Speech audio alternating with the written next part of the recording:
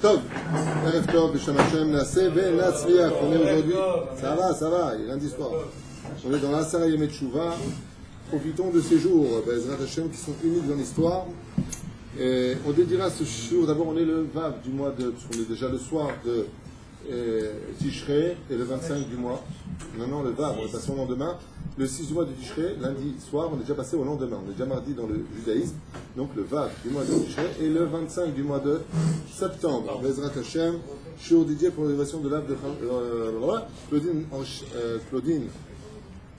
Hamisha Batavriat Kouka, Léa Shalom, Félix Ben, Esther. Léilou Nishmat, ce soir aussi, pour Ilana, Rachel, Bat, Béatrice, Daniel, Yuli, Bezrat Hashem, sans oublier la skara de Norbert Meir Ben Rachel, le Rav, pardon, si je peux me permettre, les Nishmat pour tous ces, pour les cours. Et c'est aussi la skara d'un ami qui nous a quittés il y a quelques années, Meir Adjej, le mari de Linda. On salue du monde d'en bas vers le monde d'en haut, en lui souhaitant Bezrat Hashem, Menucha Nechona, de Malat Azor, Bezrat Hashem, Kazor Arakia, jamais. Refoua Shlema pour tous nos malades d'Israël, comme d'habitude, vous le savez. Shinizke Lishmot Tovot Yeshua Denechamot, Ubichlala Moratim Ekdosha Torah, Talé Batefet Miriam, Yafa Bat Shemesh, Kol Am Israël. Tout le monde, une très bonne santé, tout ce que vous désirez. Et Allah, on est dans Kippour. On va parler un peu de Kippour, on a beaucoup parlé de Rosh Hashanah. La Mishnah nous dit comme ça, chers amis, le Masechet Tani B'Taf Lamed Amud Bet, Lo Hayu Yamim Tovim L'Israël, Amaraban Shimon Ben Gamiel, que quoi, Lo Hayu Yamim Tovim L'Israël, Kachamisha Asar Be'av, Ucheyom Aschipurim, il n'y a pas eu de plus beau jour dans l'histoire du peuple d'Israël, comme le jour de Tu Be'av et le jour de Yom Kippourim. Tu Be'av, à la limite, je comprends, mais Yom Kippourim, je ne comprends pas. Manière de découvrir un petit peu ensemble pourquoi ce jour-là est si fatidique, si important dans le judaïsme, puisque même dans les sphirotes, il correspond à la spira de Keter, c'est-à-dire la plus haute des sphirotes que nous ayons à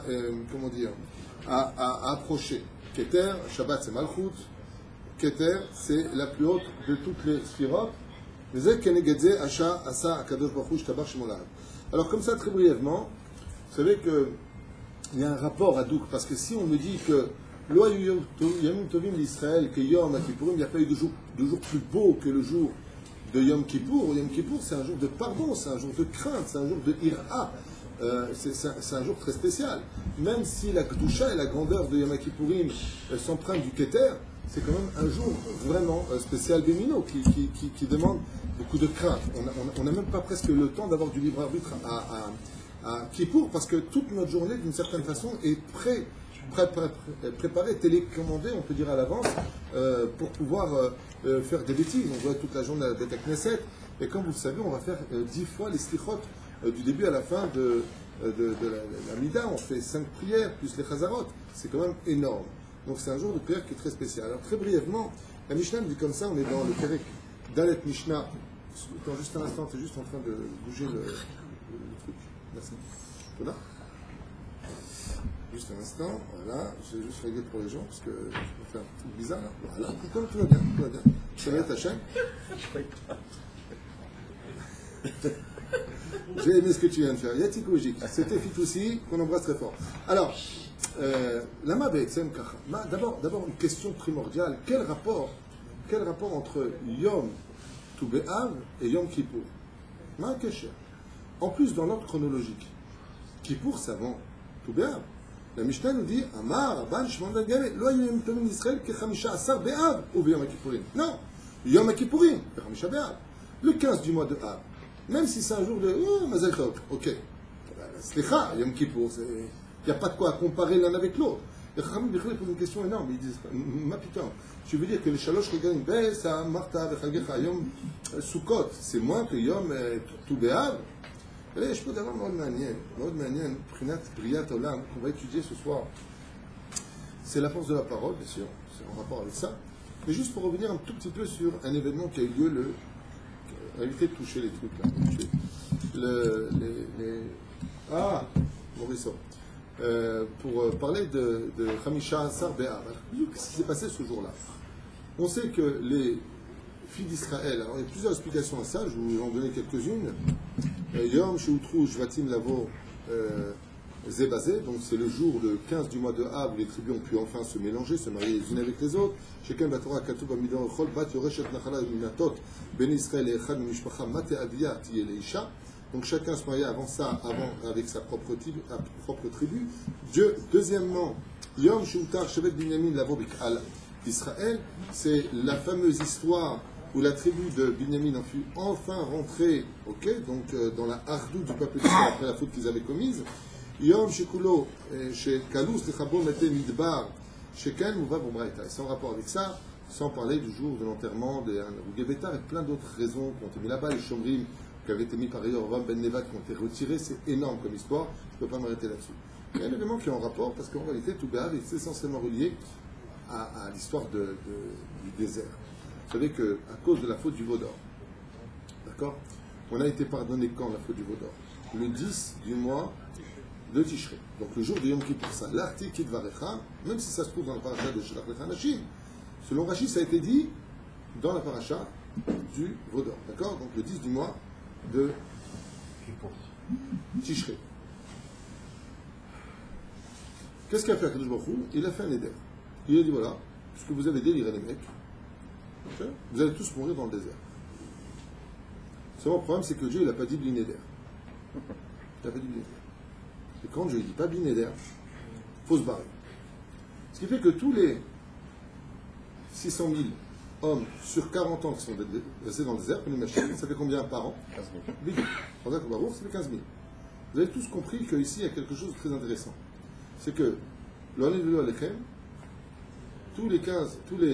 Tisha B'Av, veille de Tisha B'Av, ils creusaient dans le désert, tombent, tous les enfants d'Israël s'allongeaient, et 15 000 seulement ne se relevaient pas.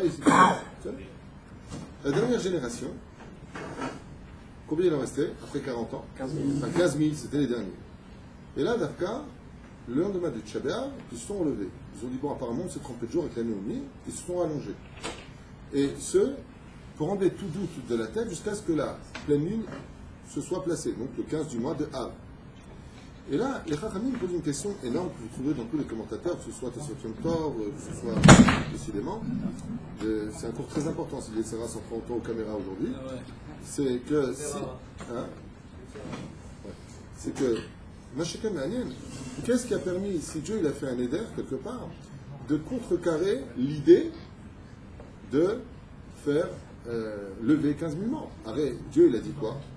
Vous ne rentrerez pas. Azlama Kenefnesu. Pourquoi ils se sont levés? Parce que les 15 000 c'était les femmes, non? C'est les femmes qui restaient. Non. Ah, Maniel, oui, je vois ce que tu veux dire. Dans les 15 000 derniers qui sont restés, on parle d'hommes, 600 000 hommes. Mais il y a un rapport avec les femmes. Il y a un rapport avec les femmes, et le rapport que l'on retrouve avec les femmes, c'est tout simplement que l'avant-dernière année des 40 années qui restaient, combien restait d'hommes? 30 000. Donc il y avait quand même une chance sur deux que leur mari se relève. Donc comment elles priaient? Elles priaient Hachem de tout leur cœur. Tu sais, quand le mari se sont levés, une chance sur deux, c'est incroyable aujourd'hui. D'accord, mais peut-être laisse tomber, Azor. Débranche qu'elle a. Regarde, Marie, c'est ma frère. Débranche le premier. C'est ma frère.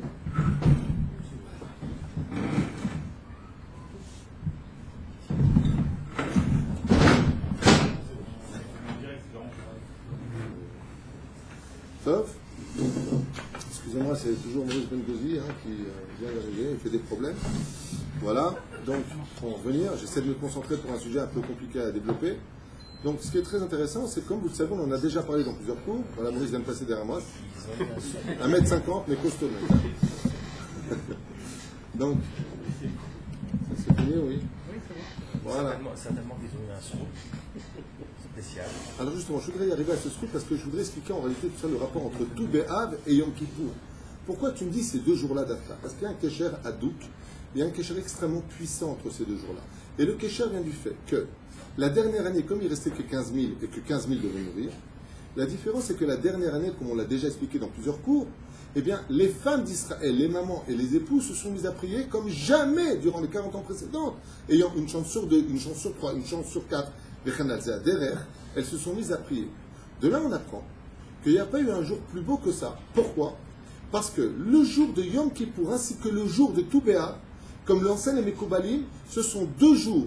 Plus que Kippour, il n'y a pas. Pourquoi?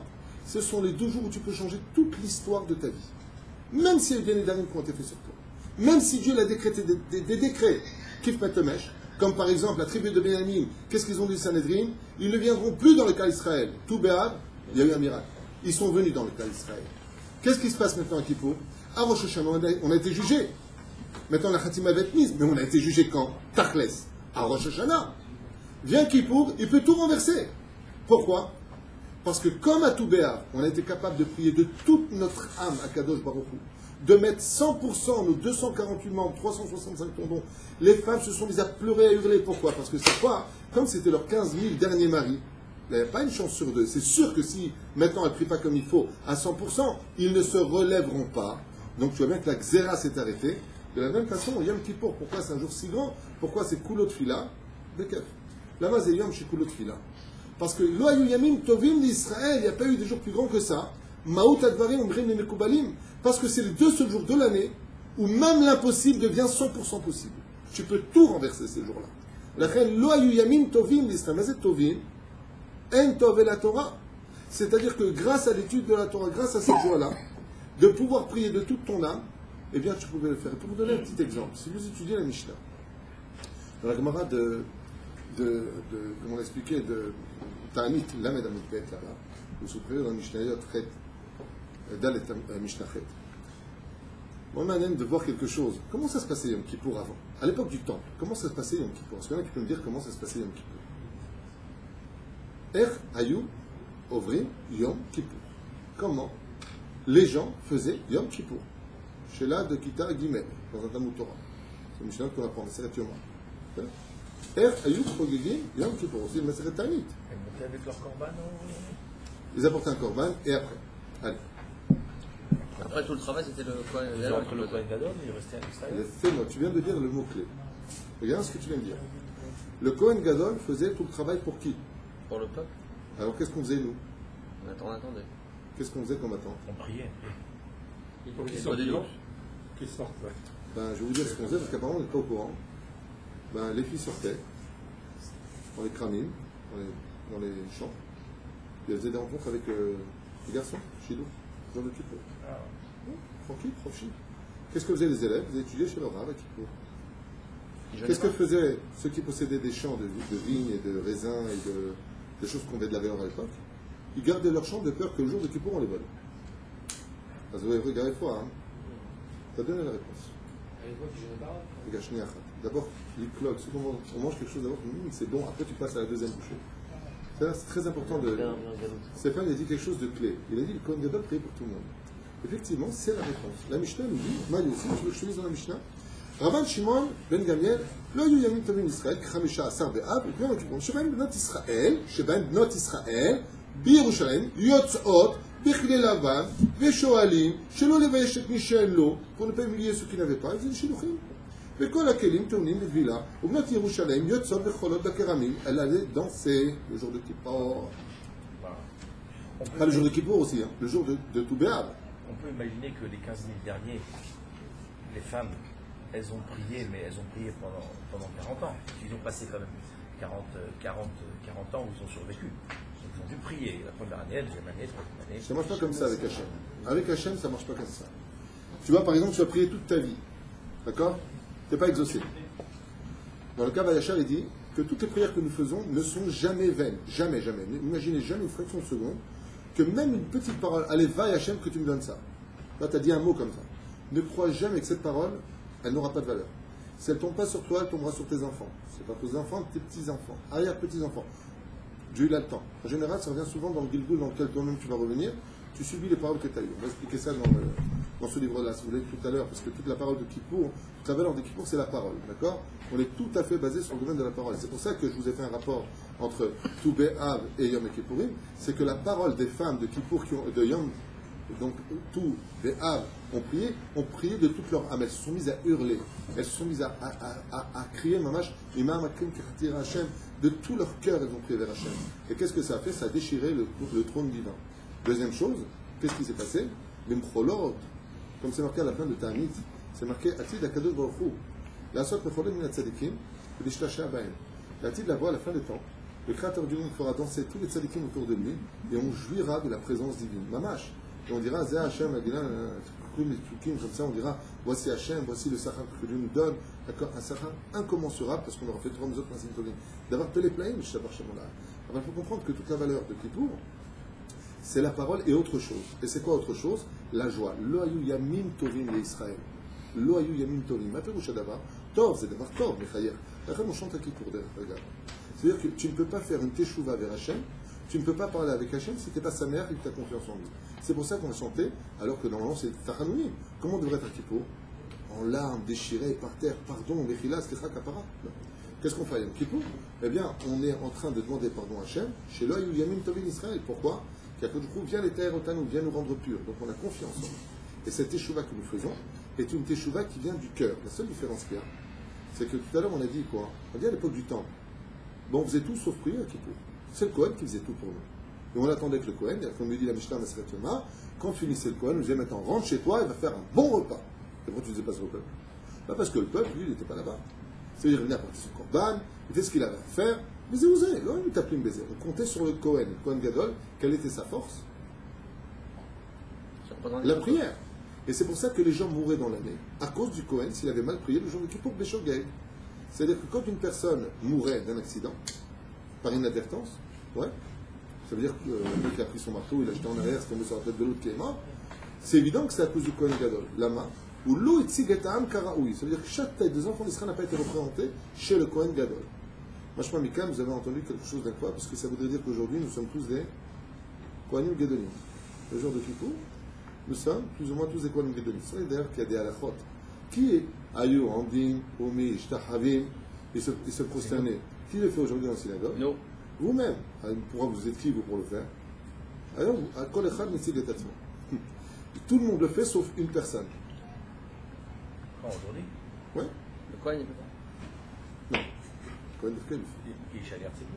Oui, je. Ishum Vodat Tzibou. De là, fait que Chazan, il vient lui-même et il se met comme ça. De là, il se relève, il se met tout seul. Kachan Ragim. Tout le Tzibour, il le fait. Baruch, Shem Kevon Malchuto, Olam Baen, Chutz Mia Chazan. Chazan, s'il veut le faire, c'est la Sotetze, Bekavod la Tzibour, comme ça à peine. Et il y a un autre Moussa Eskel derrière tout ça. Ça vient enseigner qu'au-delà du Shader Tzibour, chacun prie dans son Tzibour et chacun se représente le jour de Yom Kippourim. Pour vous dire la différence entre le Yom Kippour d'avant et le Yom Kippour d'après. Il y a deux explications. Ben, pourquoi Yom Kippour ou Gadol, c'est un jour de joie plus que tous les autres jours? C'est que nous avons reçu des tables de la loi. Et pour les premières tables de la loi, il n'y a pas marqué le mot Tov. Tandis que pour les deuxième table de la loi, il y a marqué le mot Tov. Et pourquoi? Parce que les premières lois de la loi, les premières tables de la loi ont été brisées, on n'a pas eu de Zecher, elles sont dans le Aaron Haïdout. Tandis que les deuxièmes tables de la loi ont été reçues quand? Quand est-ce qu'on a reçu la Torah? Le jour de Yom Kippour. Donc, Lo ayu yamim tovim en tov et la Torah. Je n'ai marqué les kartov natati lechem, Torah ta'azovu. Donc, il y a de quoi être sa mère. Pourquoi? Les mains d'avoir donné. C'est comme un père. Il dit à son fils, regarde mon fils, arrête tes bêtises, sinon ce que je t'ai acheté, je prends l'exemple banal des jeunes d'aujourd'hui, la dernière, je sais pas, voiture de folie. C'est là, on s'en fiche. Tu vas faire de la pub. Clio Renault. Pourquoi je pense à Renault Clio? N'importe quoi. Tom. Il lui achète une super voiture. Le fils, qu'est-ce qu'il fait? Il manque de respect à sa mère. Qu'est-ce que fait le père? Fout de colère parce que son fils a fait quelque chose de grave, il a mis la main sur sa mère ou il l'a insulté. Il prend un marteau, il brise la voiture en mille. S'il a les boules, c'est-à-dire, il a les boules. Il a vraiment les boules. Maintenant, il a fait tchouva. Il demande pardon, il se rend compte de son erreur. Vient le père, il lui amène maintenant quoi? La dernière Mercedes. Non? Le Tertov ou le Tertov? Arbe Tertov. Lo ayu yamim tovim. Quand est-ce que c'est arrivé? Le jour où Moshe a descendu le deuxième tas de la loi, c'est Yom Kippour. Akadosh Baruch Hu, qu'est-ce qu'il lui a dit? C'est à l'article Barecha, j'ai pardonné, maintenant tu peux le leur redonner. Très bien. Azakhan, tu vois bien que ce jour-là, c'est un jour de communication. C'est un jour de communication. Pourquoi? Parce que la Torah, c'est la communication. Et étant donné que ces lois ont été données le jour de Kippour, Dieu il est prêt à reprendre avec nous le dialogue. C'est pour ça qu'à Kippour, on ne fait que parler. On ne va pas cesser de parler. D'ailleurs, je vais vous lire un Mahamar extraordinaire, et terrible d'ailleurs, de Rabbi Yehuda Tzadka, à propos de Kippour, qui ramène le nom du Zohar. Et il dit comme ça.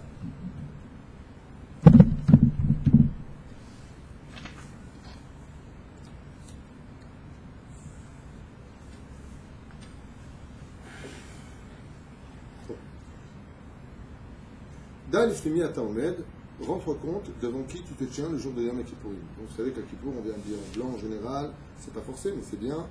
Ce qui compte, c'est une fois de plus, je répète que préférable de venir habillé en noir avec une âme blanche que de venir en blanc avec une âme noire.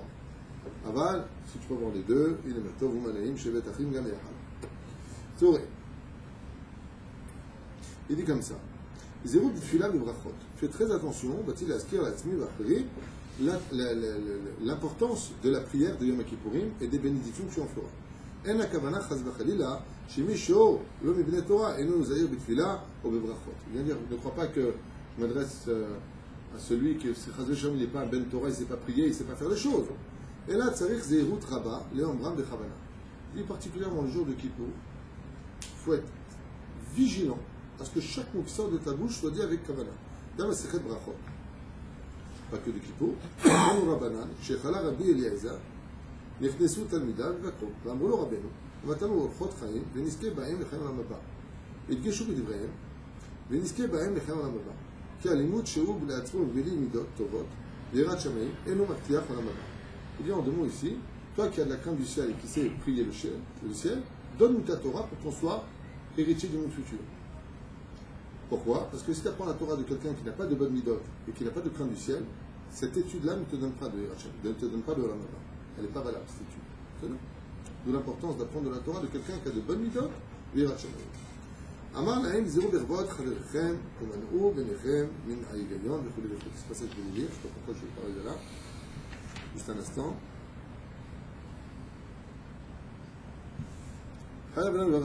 Ça c'est sûr. Ah, moi je suis là, c'était de l'autre côté.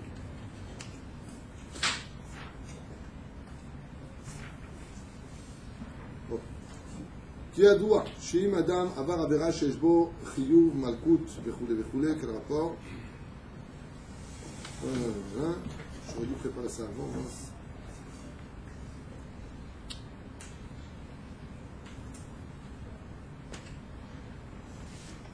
וזה לשנות ענינן כל מילה ומילה. וואלה, juste ici, j'ai trouvé.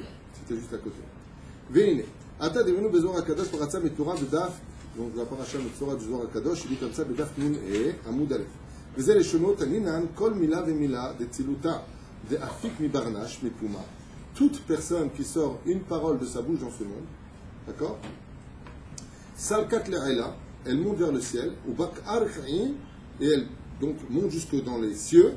ועלת לאתר דלעלת, ותמן התחבנת האי מילה, היא מילה דקשרה, אילאים לה, וקמה מלכה קדישה למעבד רעותה. Il dit comme ça. לא ענין ולא לחם, tout celui qui parle dans ce monde, tout celui qui dit des mots dans ce monde, c'est chas v'shalom. Cette parole-là, elle monte dans le ciel, elle déchire le ciel, toutes les paroles que nous prononçons. Vesham buchanim otam mila. Qu'est-ce que fait Hachem? Il regarde chaque parole que l'homme a prononcée sur terre, comme un homme qui regarde un diamant à la loupe. Il regarde la valeur de sa parole. Quelle est sa kavana? Pourquoi est-ce qu'il a prononcé à ce moment-là? Et donc on la monte devant Akadosh Baruch Hu. D'accord? Et si cette parole-là, c'est une parole constructive, polie, Baalat Midot Tovot, c'est-à-dire qui est propre, Akadosh Baruch Hu, qu'est-ce qu'il fait comme ça? Il dit dans Zohar Akadosh, ça fait du bien à Hachem. Il dit, Baruch Hachem, j'ai bien fait de créer le monde. Mais si chas v'shalom, la vulgarité l'emporte sur terre, et que les gens ils parlent mal, et que, alors automatiquement, Akadosh Baruch Hu regrette d'avoir créé le monde, et la parole devient malédiction pour les hommes qui ont mal parlé dans leur vie, chez eux à la maison, dans le travail, dans toutes leurs relations. C'est pour ça qu'à Kippour, nous sommes tous enfermés dans une espèce de cocon de paroles. Nous rentrons dans une bête à Knesset, et toute la journée de Kippour, Ma Osimayom, Kulanu Kekoanim Gedolim. Qu'est-ce qui se passait pour un Kohen Gadol, cher ami, qui parlait un divrei chol le jour de Kippour? Il mourait sur place. Ayamet Bamakom. Pourquoi? Parce qu'à l'épisode, Kippour, c'est pas que la kapara stam, minastam, de la faute du Vaudor, c'est la kapara de la création du monde. C'est pour ça qu'on a dit Chazarot, dit Filot, Paperushadava, Keneged Asara Spirot. On répare le monde, Mimase Bereshit. C'est pour ça que c'est en juin. D'ailleurs, tout de suite après la notion de ce qu'on appelle Rosh Hashanah, Ayom Aratolam. Aujourd'hui est né le monde, vient tout simplement Yom Akipurim, le Mechaper Be'ad Ha'adam. ולכן, אלו ימים טובים לישראל, c'est pour ça que ce sont des jours qui sont splendides et qui sont magnifiques. Il y a une autre notion, à Kippour, qui demande vraiment réflexion, c'est les boucs. Il y a des boucs là qui font. De toute façon, le bouc, avec des stations comme ça, on prend un enfant qui est pur, on l'emmène emmener 2 boucs. Et c'est très bizarre, parce que émettre la mytho, ça fait un peu peur. Pourquoi? Eh bien, parce que pour un monothéisme, c'est dur d'entendre ce que dit Masachet Yoma. Qu'est-ce qui se passait avec les boucs? On tirait un goral au sort, on attachait un rouge et un blanc. Si on sortait le blanc, alors ça allait pour ce bouc-là par rapport au goral qui sortait, et si c'était un rouge, c'était l'autre. Alors, excusez-moi, mais vous connaissez la suite? On l'emmenait au désert, où j'étais sur un rocher. On l'emmenait au désert. On l'offrait au Yetzirara. Hein? On l'offrait au Yetzirara. Pas exactement. J'étais de la falaise. Mézékim. Hein? Mézékim. Oui, c'est sûr. 89 fautes. La Azazel. Mais vous vous rendez compte de ce que vous dites? Il y a 2 mots. Ça veut dire que, derrière Hagav, sachez que toute la chrétienté qui s'est levée 167 ans, 157 ans après la mort de JC chez eux, a été basée essentiellement sur ça. La théologie chrétienne est basée sur le diable et Dieu, c'est-à-dire 2 dieux. D'où est-ce qu'ils ont pris ça? De Azazel. C'est-à-dire le fait qu'il y ait un bouc qui aille chez Dieu et un bouc qui aille chez le Satan, les démons. Pour eux, ils ont vu ça exactement comme étant, non pas du monothéisme, mais du... De Dieu. Non, il y a un mot pour ça. De l'idolâtrie. Hein? Quand c'est de Dieu, comme on dit? Le manichéisme. Non. Manichéisme. Manichéisme. La manigance. L'ithéisme. Hein? Ouais, non. Ça, c'est pas Le paganisme. Non, c'est pas le polythéisme. Le dualisme, c'est séparé. Ok. Alors, c'est moi manière de voir qu'à Kippour, à Kadosh Baruch Hu, Ishtabar Shemon Lahad, il nous manque quelque chose de bizarre qui va à l'encontre de toute donnée. Par exemple, on l'a vu ce matin dans les halachot qu'il y a une grande marquette, est-ce qu'on doit ou pas faire des corbanotes sur les tarnégolim, ouais, sur les coqs ou les poules blanches, ça fait. Et on a vu que dans la halakha, il nous dit va pas chercher un blanc parmi les noirs. Il dit pourquoi? Parmi les marrons. Je ne sais pas de quelle couleur c'est les autres. Pourquoi tu ne vas pas le chercher? Il dit parce que si vraiment tu vas chercher le blanc, alors tu fais exactement comme les Émroïdes et la Vodazara. Ce qui vient, vient. Comme ça, on a vu ce matin dans le Shulchan Aruch que c'est mieux d'avoir un blanc, mais ne va pas chercher le blanc parmi les autres couleurs. Parce que ça, par contre, c'est ce que faisaient les Émoréens. D'amener un bouc sacrifié pour le mal, c'est les sectes de Satan. Qu'est-ce qu'ils faisaient, les sectes de Satan? Ils faisaient exactement ça. Ils prenaient un bouc, ils lui coupaient la gorge au nom de Satan. Et là, qu'est-ce qu'on fait, nous? On prend un bouc qui sort au niveau du Goral, on emmène la chaîne, Korban la chaîne, et Korban la Azazel. C'est Morabayan. Korban la Azazel. Il y a quelqu'un, qu'est-ce que tu fais là? Il dit j'ai acheté un mouton, je l'emmène quoi? Je l'emmène au dieu Amnon. Ça va pas ta tête? Qu'est-ce que tu fais? Le jour le plus saint de l'année. Le jour le plus saint de l'année. Ouais. Tu prends, Prinat Keter, tu prends un bouc que tu le donnes aux démons, mais qu'ils aient circulé un œuf, les démons. Au niveau du Pshat, on en a parlé Shabbat. Hein? Hein? Nahal bouc? Il n'a pas de Nahal, le bouc. Chers amis, on a parlé d'Arkam le Shabbat, mais je reviens un peu sur une phrase que j'ai dit Shabbat pour revenir beaucoup plus profond que ça, parce que je ne veux pas m'arrêter au Pshat avec vous. Le lien est comme ça. C'est vrai que quand on fait des Avéras, vous savez que, comme l'a dit Caïn, ni ça à venir. Quand on fait une Avéra, on ne s'en rend pas compte, mais on crée un personnage qui nous ressemble, qui est noir, qui n'est pas joli, sale dents, derrière il y a des grandes dents, pour ceux qui ne le savent pas, parce que les dents représentent justement les forces du mal, dans l'absolu. D'ailleurs, le Rabbi Lubavitch avait pour coutume de dire quand tu perds un dent, ne la remplace pas. C'est là. Tu perds une dent, ne la remplace pas? Et c'est le Rabbi. Moi, je ne suis pas Lubavitch, donc je remplace mes dents. Pour l'instant, je n'ai pas besoin, mais je ne resterai pas sans dents. À moins que j'ai une dent contre toi. Quoi qu'il advienne, les forces du mal, elles ont besoin de se nourrir. On a vu Shabbat qu'on envoyait tout simplement de la nourriture aux forces du mal qui avait été créée. C'est-à-dire que le cadeau de Kippour, pourquoi est-ce que c'est un jour si exceptionnel? Je reviens sur cette parenthèse très importante, c'est que c'est le jour du kibbutz galouyot de toute la vérote du peuple d'Israël. Qu'est-ce qu'il fait Hachem? Imaginez une table qui est remplie de poussière, il prend un chiffon, il donne toute cette poussière-là sur cette éponge. Maintenant, il va falloir nettoyer cette éponge. Il met sous l'eau, c'est le bouc. C'est-à-dire que le bouc, c'est l'eau qui vient nettoyer l'éponge de toute la vérote. Le fait qu'on envoie à Azazel, si vous préférez, le bouc, nous fait la capara de nos fautes. Donc le bouc n'a pas moins d'importance d'Azazel que le korban pour Hachem. C'est-à-dire, le korban pour Hachem, c'est une forme de Hodaya. Le korban pour Azazel, c'est une forme de kapara. On est bien d'accord entre les deux. Très bien. quelque chose de beaucoup plus grand et beaucoup plus fort que ça. C'est que, justement, la théologie chrétienne est partie du principe qu'il y a Dieu et il y a le diable. Dans le judaïsme, on vient d'apprendre à Kippour quelque chose qui met sa mère est à l'èvre. Là, il y a une Israël qui est à Kippour. Pourquoi? Eh bien, parce que qui nourrit le mal? Nos fautes. C'est nous. Le mal, ce sont nos fautes. Ne confondez pas tout. Qui nourrit le jour de Yom Kippour? Azazel, ce sont deux anges. Ce sont les deux anges duquel, en fin de compte, toute la situation du mal passe. Ça veut dire que quand le Satan et Lilith décident de plonger le mal, ça passe par eux. Ce sont deux anges qui ont une grotte, passer Bereshit, on ne vient pas sur Midrash. D'accord? Et ce sont deux anges princiers. D'accord? Tu leur envoies un truc. Alors la Gemara nous dit comme ça, dans Maseret Tanit, on n'avait pas le temps d'envoyer, pas dans Tanit, dans Yoma, je crois, on n'avait pas le temps d'envoyer l'animal, Mitgalgal, qu'il était déjà déchiqueté morceau par morceau par les Shindalek. D'accord? Alors, quelque chose de très profond qui s'installe ici, ça vient t'enseigner que les forces du mal sont nourries par qui? Qui envoie ce bouc? C'est Israël. Qui envoie ce bouc? C'est Israël. Et c'est pour ça que Kippour est un exceptionnel. Comment se fait-il que Dieu soit capable de nous pardonner nos fautes alors qu'on a fauté? Réponse, mais c'est toi qui vas nourrir les fautes. C'est-à-dire que si tu nourris l'autre, qui est supérieur à l'autre? Celui qui le nourrit. Et comme tu vas voir un bouc à Azazel, vachement amical que les forces du mal aussi sont dépendantes de la volonté d'Israël. Puisque c'est toi qui les nourris. En d'autres termes, écoute ce que j'ai à dire, c'est très profond. Le jour de Kippour, on apprend que le peuple d'Israël est beaucoup plus important et beaucoup plus haut que toutes les fautes interdites par la Torah. L'Achem Amar Rabbi Meir, Israël Shechatou, Israël, même si Israël a fauté au plus bas degré de son nom, il reste Israël. D'où est-ce que tu apprends ça? D'Azazel. Qui va donner à manger maintenant à Vérot? C'est nous-mêmes. Nous envoyons un bouc d'Azazel. Ça veut dire que même les forces du mal deviennent dépendantes de la volonté d'Israël d'exister parce qu'on les nourrit. C'est pour ça qu'on a la Teshuvah. C'est-à-dire que si on avait commis l'erreur de créer des démons et qu'on nous permet du ciel de pouvoir les nourrir, on peut carrément arriver à une Teshuvah absolue si on est capable par la suite d'avoir la volonté de Kippour aller vite à Sukkot. C'est pour ça que l'Halakha nous ordonne que dès que tu sors de Kippour, quelle est la première action que tu fais? Mitzvah Sukkah, Michael El Chayil. Ça c'est au niveau du Tchad. Tu sors de Kippour, vite va construire ta Sukkah. Pourquoi? Vous pouvez expliquer pourquoi de Kippour on passe à Sukkot?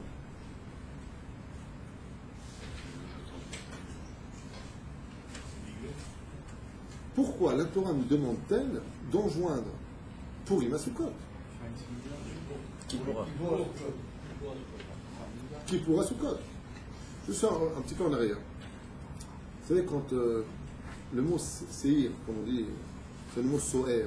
Soher qui veut dire le mal qui est en nous. On envoie le mal qui est en nous là-bas en disant à Dieu, tu sais, on a fauté, tu sais pourquoi on a fauté? On est plein de Yetzirah. On est soher, saïr, d'accord? Comme il a dit, et ça, il a dû voir, comment il s'appelait? Il était roi de quoi lui? Roi de Saïr. Il était roi de Saïr. On voit Saïr là, Azazel. D'accord? Saïr, c'est poilu. Okay. Ben, en deux mots, je vais expliquer comme ça pour que vous compreniez. Ouais, c'est poilu. Enfin, je voudrais juste faire une parenthèse. Très très importante. Quelle différence entre l'islam, la chrétienté et nous qui sommes au milieu des deux? On a toujours été dans l'histoire où par la chrétienté, les croisades, comment ça s'appelle, la catholique, l'Inquisition et plein d'autres histoires, et de l'autre côté l'histoire d'Ishmaël qui nous a toujours raconté. Enfin, vous avez remarqué qu'il y en a un qui est capable d'écouter. L'islam, c'est celui qui sait écouter. C'est vrai que l'islam a une fonction en lui. C'est un peuple qui est capable d'écouter. Comme vous allez à la mosquée par exemple, que l'imam parle, c'est impressionnant de voir ça. Tout le monde se tait. Personne ne parle quand l'imam parle. Les Chachamim nous disent que l'islam, c'est celui qui vient de la racine Ishmael. C'est-à-dire que sa force au niveau de son étymologie, de sa racine, c'est celui qui sait écouter. Esav, c'est exactement le contraire. Esav, c'est l'anarchie, mais c'est celui qui sait faire les choses. Technologie, médecine. La descendance de l'Occident face à l'Orient, c'est qu'il y en a un qui sait écouter et l'autre qui sait faire. Étant donné qu'eux n'ont pas rempli leur rôle au niveau spirituel tel qu'Hachem l'attendait d'eux pour accompagner le fonctionnement d'Israël, nous, on a pris au Arsinaï, et c'est pour ça que ces deux nations-là nous haïssent, pas les Chinois, pas le reste, parce qu'on a répondu, bravo, Naaseh v'nishma. On fera ce que devait faire Esav, on entendra ce que devait faire Ishmaël. Donc Naaseh v'nishma, si vous voulez, ça reprend la connotation de ces deux religions qui nous accompagnent, et c'est ce qu'on lance dans le Seir. C'est le quoi? Béhar Seir, il était maire de Seir, c'est celui qui faisait l'action. Donc d'accord, on a fait des actions, mais pourquoi? Parce qu'on a pris le tafkid de Esav. C'est Zvouloun et Issachar qui sont, dans les tribus, partagés ce tafkid. Mais à la base des bases, Israël n'était pas réellement responsable. C'est pour ça qu'Israël a une part de Teshuvah possible, ce que n'ont pas les nations du monde ou la paracha de Yonah le jour de Yom Kippour. Pourquoi le Yonah? C'est le prophète des nations du monde. C'est celui qui doit ramener les nations du monde à la raison d'écouter qui? Le prophète d'Israël. Bon, c'est un sujet que je ne vais pas développer maintenant parce que c'est Nord d'Amok. Ah ben, juste pour que vous compreniez un petit peu l'énormité de la chose. Maintenant, on va mettre pourquoi qu'est-ce que ça représente? On va poser une question. D'accord? Qu'est-ce que ça représente réellement? Seir. Tout à l'heure, on a expliqué qu'on prenait un Seir, on l'emmenait à Hachem, on prenait notre Seir, on l'emmenait chez les démons. Les démons se nourrissaient de ce Seir. Et j'avais posé une question juste avant, c'était quoi? Voilà. Pourquoi je dis ça? Parce que, je reviens à la parenthèse, si vous remontez dans l'histoire, quand Vaishlach, Malachim et les Savachim, d'accord? Zdedom Arseir, ok? Ben, là-bas, comment il appelle lui? Il appelle Seir. Et qu'est-ce qu'il lui dit? Allez, Yaladim Rakim, les enfants sont faibles, je préfère ne pas rester avec toi. Vous savez que tout ce qui est marqué là-bas fait allusion à la fin des temps. D'accord? Et voici ce qui va d'un coup, Yaakov. Quelle direction il prend lui? Il se sépare de son frère. Il va y aller à Yaakov Soukota. Il va à Soukot. De là, dans ta remesse dans la Torah, que tout de suite après le Seir, tu t'es séparé de Aesav, ouais, Melech de Seir, il lui dit c'est bon, je m'en vais, je vais à Soukot. Il dit les enfants sont faibles. C'est-à-dire qu'Israël, ce qu'il affaiblit, c'est qu'il prend le rôle, de son rôle à lui d'être un homme de Torah et un homme de construction qu'il doit écouter. Ça veut dire qu'il a pris le rôle de tout le monde. C'est pour ça qu'Israël recevra à la fin des temps le salaire de toutes les nations du monde. Regardez dans ma Masechet Avodah Zarah, noir sur blanc, ce qui est marqué Dafbet Amoudbet ou Gimel Amoudalef. C'est là. Dieu viendra avec le Sefer Torah, comme c'est marqué là-bas, il dira que celui qui a servi ma Torah vient. Toutes les nations du monde vont venir comme des fous. Nous, on veut prendre. Il dit qu'est-ce que vous avez fait vous pour moi? Rien. Pas seul pour sortir avec la honte, et Israël va venir prendre son salaire. Comme ça dit la Gemara, qui vivra verra. Maintenant, pourquoi je vous ai parlé de ça? Parce que si on a lancé maintenant le Seir, la Azazel, qu'est-ce que tu as préparé tout de suite? Tu dois préparer ta soukha. Celui qui ne peut pas préparer sa soukha, le pied à qu'est-ce qu'il fait? Alachot. Avant de quitter la synagogue, attendez Rabotai, deux Alachot, Makara, Erbonim et ta soukha. Alma! Chat, Michael El-Haïl. Yani, tu sors. Hein? Voilà. Kippour, c'est quoi? Ça représente Midat Adin ou Midat Chesed? C'est très compliqué à répondre, je vous dis la vérité. C'est horrible. Aval, Yom Adin. Non. Alors, Tatsodek, qu'est-ce qui le rend Chesed? C'est que le fait Hachem vient nous taïrotan. Ashricha Israël, ce que tu veux. Yom Adin. Regarde ce qu'il y a marqué là-bas. Mi Amod Beyom Adin, Beyom Atochecha, Yom HaShoah. C'est ce que tu vas dire. Oh, Yom HaShoah, excuse-moi, c'est pas un jour de Habibi, c'est un jour d'Arballak. Mais la reine, pourquoi d'ailleurs Kippour, c'est moins grand que Purim? Donc tu vois bien que là-bas c'est la joie et que Kippour c'est Midat Adin. On a reçu la Torah mais dans le Pachad. D'accord? C'est quand même la différence. Donc Kippour c'est Midat Adin. Donc ça veut dire que si je fais Tchouva le jour de Kippour, sans Soukot, je suis resté dans la Tchouva de Midat Adin. Ça veut dire que j'ai fait Tchouva parce que j'ai eu peur. Pour ma santé, pour ma parnassa, qu'est-ce qui va m'arriver, donc je suis un bleed dans ma Tchouva. Pourquoi? Parce que quelque part, c'est parce que j'ai le couteau sous la gorge et qu'on a fait de moi, on a fait une descente à Kippour. Vous savez que c'est une descente Kippour. C'est une montée qui nous fait descendre. Qui peut m'expliquer ce que je suis en train de dire? Kippour, c'est une montée qui nous fait descendre. Heureusement qu'il y a Soukot derrière. Comment je peux monter à Kippour? Parce qu'on est... Waouh! Mais en réalité, c'est une descente. Non, sois sérieux. Dieu a créé 4 mondes. Le monde de l'action, le monde de la formation, le monde de la création et le monde de la Hatzilut, de l'imagination, si vous préférez. Il nous faut monter jusqu'à Keter. Nous, on vient de 4 mondes, Sadik. À la science. On vient du monde de la Beria, 3e niveau. Et qu'est-ce qu'on a qui pour des anges. Barour, Shem Kiranokto. Pourquoi tu dis à voix haute? C'est les anges qui le disent à voix haute. C'est quel monde? C'est en dessous. C'est Yitzhira. Les anges ont été créés du monde de la Yitzhira. Et nous, on vient du monde de la Beria. Donc c'est une aléa, mais qui nous fait descendre. Puisque à Kippour, on est tous avec les talits, même la nuit. Alors que les hommes ne mettent pas le talit la nuit. Talit noek bayom velo balayla. Donc on est des hommes qui montons, mais qui descendons. Et pourquoi? Parce qu'on fait une teshuva qui ressemble à celle des anges. Pourquoi les anges, ils ont un libre arbitre qui n'ont pas de libre arbitre? Un peu compliqué. Ils l'ont ou ils l'ont pas? Ils l'ont, mais comme ils voient Dieu, ils ont peur. Donc ils obéissent.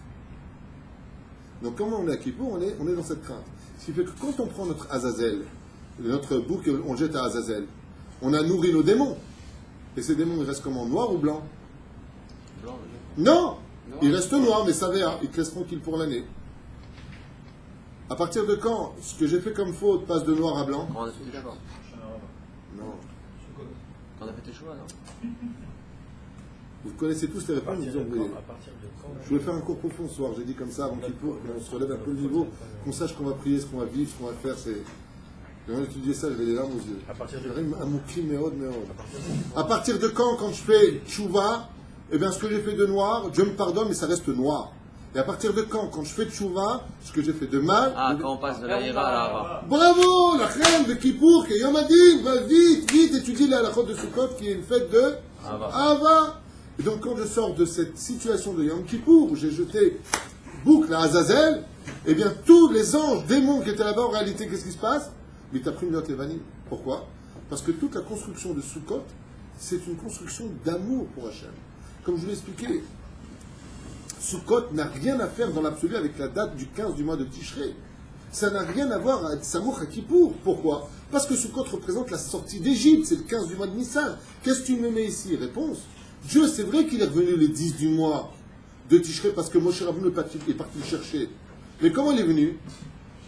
Il est venu en disant juste 3 mots. Salarti Kidvarecha. 2 mots. Salarti Kidvarecha. J'ai pardonné. Est-ce qu'il nous a pris dans les bras à Kippour? Hachem, justement, Metaer Otanu. Allez, tu sais quoi? On fait la paix. Hachem, il vient et te dit Bayom Azeh, Yechaper Alechem, Mikol Chatotechem, Ifna Hachem, Titaru. Mais c'est quoi la proximité entre nous? Ben, c'est que Dieu reste roi, et toi tu restes sujet, tu as fait tchouva, kol hakavod. Sukkot, le roi il dit bon allez, il enlève sa couronne et te dit viens dans mes bras mon fils. C'est Sukkot. Sukkot, les 4 coins de la Sukkot que nous avons, les 4 murs de la Soukha, si vous préférez 3 plus le Sra, c'est bidiouk l'équivalence de Hachem te prend dans les bras. Dommage, il te serre dans ses bras. Et qu'est-ce qui s'est passé avec Hachem? Le 10 du mois de Tishrei, donc le jour de Kippour, Hachem nous a pardonné, mais à distance. Malgré tout, à distance. Qu'est-ce qu'a fait mon cher Rabbeinu pendant les 3 jours qui a séparé, les 4 jours, 5 jours si vous préférez, puisque du 10 au 15, il y a 5 jours, mon cher Rabbeinu est parti voir Hachem, lui demander de reprendre sa place dans le camp d'Israël. Et c'était le jour de Sukkot. Ce qui fait que Sukkot, on a repris les nuées de gloire. Et c'est quoi les nuées de gloire? Ce sont les nuées qui glorifient l'amour que Dieu porte à son peuple. Et c'est pour ça qu'il est impératif d'avoir, dès que tu sors de Kippour, d'aller faire la Soukha. La Soukha est capable de rendre toutes tes avérotes des mitzvot. Waouh! Un inophène. Tout ce que tu as fait comme avérote dans l'année, grâce à Sukkot, tu vis toutes tes avérotes de l'année. Pourquoi? Parce que tu as fait tchouva. Velachem katouba al. Et c'est la question que posent tous les sages. Ils disent attends, je ne comprends pas un truc. Si dans ce cas-là, tu me dis que Yom Kippour, c'est le plus beau jour de l'année juive avec tout béal, pourquoi tu ne chantes pas Mideoraita Vesa Marta Becha Gecha Ve'aita Arsamea? Parce que tu es en mode pachad. Parce que tu es en mode pachad. Tandis que là, on va te demander de rentrer en mode Ahava, Simcha. Parce que quand tu es en mode Simcha, et que tu dis, papa, je m'excuse, tu sais, j'ai vraiment pas été bécédère il y a quelques jours avec toi, et tu dis, mon fils, tais-toi, je ne veux plus entendre parler des fautes. Je m'en fous. Je m'en fous de tes fautes. Je veux que tu sois dans mes bras, je t'aime. On y va, votre. Tu as des responsabilités, tu as pris sur toi toutes les responsabilités du monde, ça nous coûte cher. Quand Israël ne fait pas la volonté d'Hachem, les nations du monde ont le droit de nous gronder, ils ont le droit de nous envoyer des problèmes. Donc quelque part, on a pris 2 tafkidim, Naaseh et Nishma, on a pris un peu des 2 pôles, l'histoire de l'humanité. Donc Hachem il dit, il n'y a pas de problème. Mais est-ce que vous êtes prêts à rester avec moi? Une fois, un jour, un homme a dit à une femme, toi tu viens d'un monde très élevé, d'une société, tu as de l'argent, tu veux m'épouser, moi j'ai rien à t'offrir. Et cette femme lui a dit, c'est pas important, même de vivre dans un KGB avec toi, j'ai tellement d'amour pour toi que ça me suffit amplement. Hachem, il te dit, tu vois comment je t'aime? Qui panim la maïm, kach leva adam la adam. moi je suis prêt maintenant à venir te prendre dans les bras. Toi, tu peux vivre dans une cabane avec moi? Tu serais prêt, toi, à venir vivre dans le Kodesh HaKodashim dans lequel moi je me suis mis pour être près de toi? Quand tu avais le Kodesh HaKodashim, Hachem, il est rentré dans le Tzimtzum, Ensof Baruchou. Il s'est mis dans une boîte pour rester près de nous, par amour pour nous. Et tu dis, toi, tu peux venir chez moi? La reine Shiva Yamim. Shiva Yamim pour réparer tous les jours de l'année qu'on a eu broguez avec Hachem. 7 jours dans les bras d'Hachem. Les Madavardum, à quoi ça ressemble? Ça ressemble à quelqu'un qui, pendant très longtemps, s'est séparé de son père, il l'a ignoré, il a mal parlé, il l'a obécédé. Et il vient dans les bras de son père, il fait la paix, et à ce moment-là, il veut déjà partir. Et il dit, non, reste encore près de moi. Tu es parti tellement longtemps. Répare le temps de ta disparition. Répare le temps de ton ignorance vis-à-vis de ce que moi je t'ai demandé. La reine, il vient de boucle à Azazel. N'existe que par rapport au fait, il y a Yaakov Sukkota. Il se sépare du RCI, de Essa, pour aller à Sukkot. Et Sukkot est capable de redonner vie à la faiblesse de nos enfants. Comme il dit, Kayeladim Rakim. Vas-y Rakim, car les enfants, les allusions sont faibles. On est affaibli par le travail des 613 mitzvot et les autres mitzvot de la Torah. La responsabilité, c'est énorme, énorme. Regardez les nations du monde. Elles ont 7 mitzvot à respecter. Elles ne le respectent pas. Elles ne le respectent pas. Dans l'ensemble, je vous affirme qu'elles ne le respectent pas. Il y a les Bnei Noach, bon, Hachem, on salue parce que je sais qu'ils regardent beaucoup nos shiurim. Eux, ils ont pris sur eux de les respecter. Aval Rov Bnei Umot Haolam, le Mechapim. Et nous, les enfants d'Israël, on a 613 mitzvot plus 7 encore. C'est qu'avec Meod. Ne regarde pas, ne dis pas, ne parle pas, t'assois pas. Assois, que supporte, chatnez, enlève-le. Prélève le masser, attends, je viens de gagner mon argent, attends, je viens de travailler, bli. Donne le masser tout. Ah oh. Le mec, il vient de se marier, Goulou Goulou, sa femme. Il vient de se marier maintenant. Il était fou d'elle. Il a attendu. Ok, le jour du mariage, il a touché une fois un nida. Pourquoi tu fais ça? Pourquoi je touche la cam? La nida. C'est dur de vivre. C'est dur de vivre. L'amour est capable de tout réparer.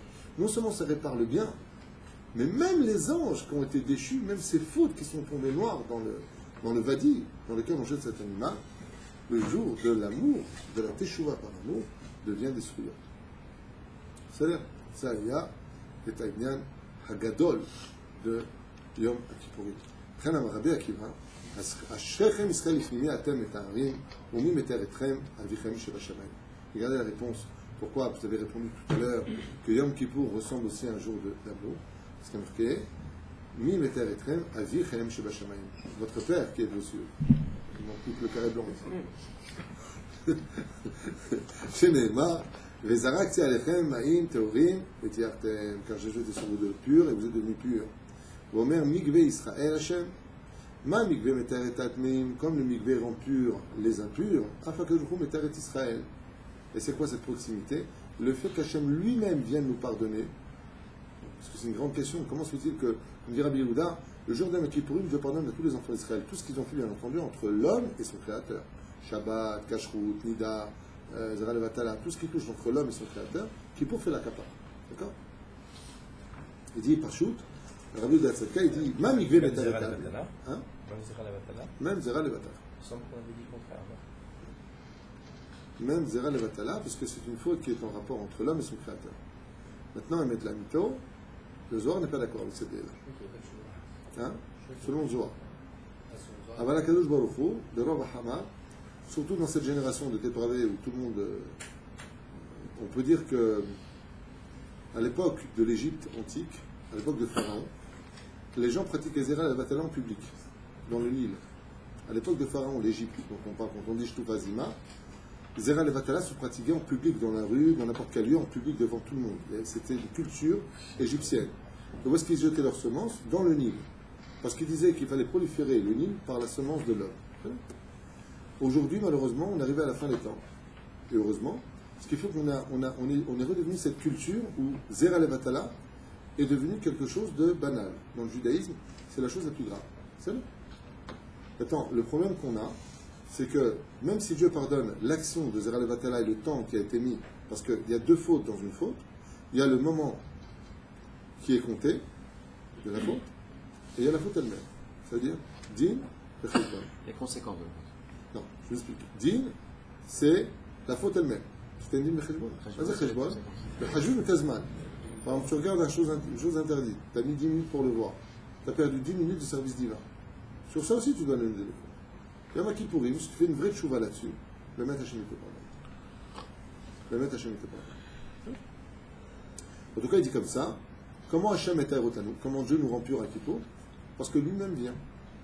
Même s'il reste encore à proximité, c'est pour ça qu'il faut avoir, le jour de Kippour, un énorme respect. Quand je vous parle d'un respect à Kippour, Kippour, c'est Yom Sha'adam Tsarich Mamash de toute l'année juive, avoir une conduite irréprochable. Stom et tapet, chef bécheket, al tafri à la fecha. Pourquoi? Parce que le roi des rois vient voir si vraiment on a du kavod pour lui. Oh, il va voir celui qui vient à la synagogue parler à Kippour. Oh, il va voir le bénéfice. Faire le jeu de la parole. Hein? Faire le jeu de la parole. Pour deux raisons, c'est bien de faire le jeu de la parole. De peur qu'ils disent des bêtises et pour l'aller. Donc, oui, mais, parce que des fois, les mecs qui parlent à Kippour, ils ont oublié qu'ils n'ont pas jeûné, qu'ils ont jeûné, tu vois. Et puis ils parlent, et toi tu viens vers. Alors, Mishnah Azot, Yesh Lidbonen, bon, ça fait rire, c'est pas grave. Maintenant, il Kamen Rabbi Akiva, ben, Brom, Ashkhem Israël. Pourquoi il dit ici, heureux soit le peuple d'Israël, les Fnimi Atem et Taharim, devant qui vous vous rendez pur? À la Sham Kafou, les Fnimi Atem et Taharim, Oumim et Eretrem. Pourquoi il dit ici, il dit dans la Mishnah de Rabbi Akiva, deux fois le mot, Mi, l'Ifnimi Atem et Taharim, devant qui vous vous rendez pur. Ensuite, il dit, Oumim et Eretrem. Donc on le sait bien, puisque tu dis, devant qui vous rendez pur. Après, tu dis, et celui qui vous rend pur. On sait bien qu'on est pur, puisque je l'ai déjà dit avant. Parce qu'il y a deux façons d'être pur. Tout comme il y a deux boucles à Azazel, deux boucles, un pour Hachem et pour Azazel. La première, c'est qu'il existe une pureté qui est fonctionnelle, les chassid, c'est-à-dire Relative. Relative, exactement, merci pour le mot. Imaginez maintenant qu'il était très très très impur et qu'il a commencé à se rendre un tout petit peu pur. Donc, les chassides, comme tu as dit, Relativement. relative par rapport à ce qu'il était tamé, il est moins tamé. Ça, c'est le premier. Mais regardez la suite. Et Mashaya, Vachénit, Atarash Lema. Et pourquoi c'est un jour exceptionnel, Kippour? Pourquoi c'est un jour qui nous donne de la joie, dit Rabbi Yehuda Tzadka? Il dit parce que, c'est extraordinaire ce que je vais vous dire maintenant, parce que c'est une complétude de l'autre étude. Il dit, étant donné que, je reviens en arrière pour ceux qui n'ont pas compris, il pose la question, il dit comme ça. Rabbi Akiva, il dit, Ashrechem Israël, l'ifnimi atem et tarim. Heureux votre sort devant qui vous vous rendez pur. Qui se rend pur là? C'est Israël. Israël se rend pur par quel niveau? Il va lire un bouquin qui s'appelle le Sidour de Kippour. Espérons que ce ne soit pas un bouquin pour les gens, mais un livre de contact, un code bien prescrit par la Knesset Agdola pour savoir, Bezrat Hashem, comment parler avec le Créateur du monde ce jour-là et pas en rajouter une décembre.